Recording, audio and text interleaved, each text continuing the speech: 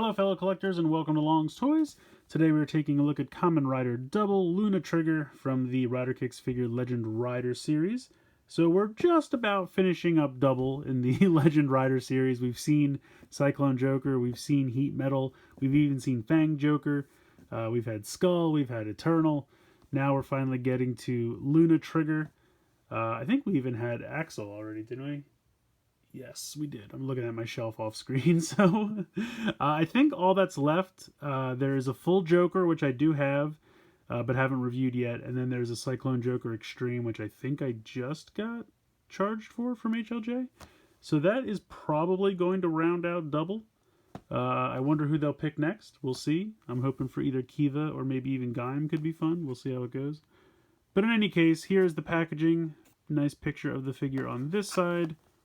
Nice picture of the suit on this side. Not really anything going on the top or bottom. And then coming around to the back, it just shows you all of the other figures available for Double. And then you have Metal Cluster Hopper sneaking in there from 01, just to remind you that he's also available. So pretty cool. I'm going to go ahead, get him out of the box, and we'll take a closer look. Here he is out of the packaging, and for the most part, he looks pretty good. Pretty much the same complaints that I had with Heat Metal. Definitely missing paint applications. But I think for the most part, he looks pretty good. The gold and the blue really look nice together. They did a good job. The torso, once again, is molded in blue, and then they had to paint the gold over top. But I think they actually did a pretty good job. It actually looks pretty nice. You can see, of course, like in the armpit area, it's still blue underneath.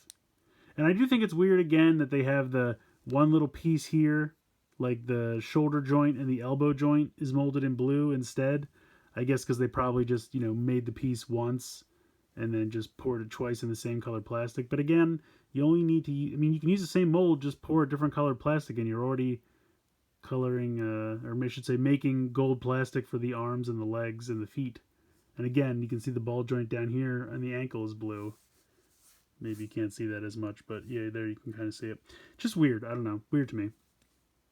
Now again, with these, you cannot split them apart. This is one solid figure. You cannot mix and match the halves.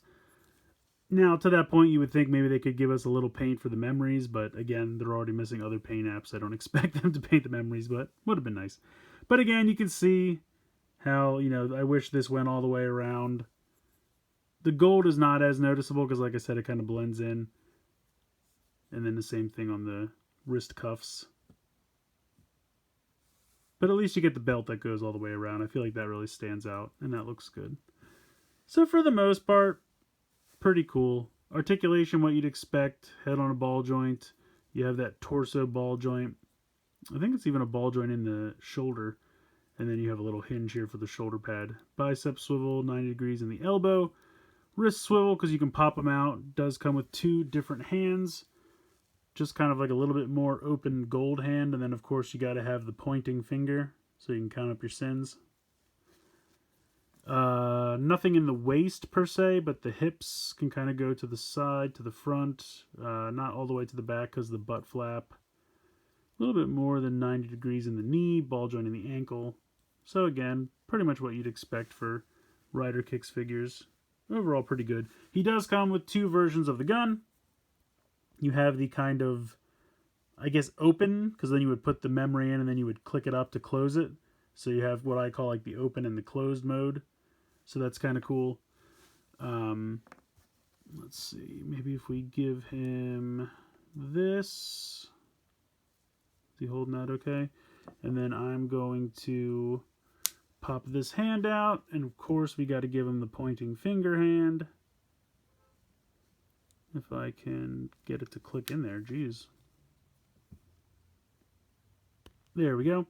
Alright, so we'll give him like he's pointing. And then we'll have the gun up, and then we'll have him stand. I'm not great at posing figures, but see what we can do. Something like that. He's getting ready. Take someone out.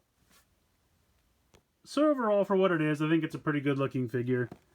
I don't really have many complaints. Most of my complaints just stem from missing paint applications. It's kind of par for the course for these. It seems dumb to complain about it every time, but I at least want to point it out just so you know what you're getting into if you decide to pick this up.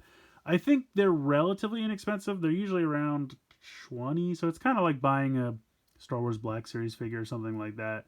You probably get more paint and articulation with the Star Wars Black Series figure. In any case, I think it looks good for the most part. I think it's a nice representation of Luna Trigger. The weapons are nice. The weapons are very nicely detailed. There's not really any paint on them because they're just molded in one solid piece, but I don't really need them to have a lot of paint. I think it's fair. Really, all I would ask for is just a little bit more for that trim, the cuffs to be painted for double. Otherwise, I think it's pretty good. So let me know what you guys think in the comments below. Please like, share, and subscribe. Hope you enjoyed the video. And as always, thanks so much for watching.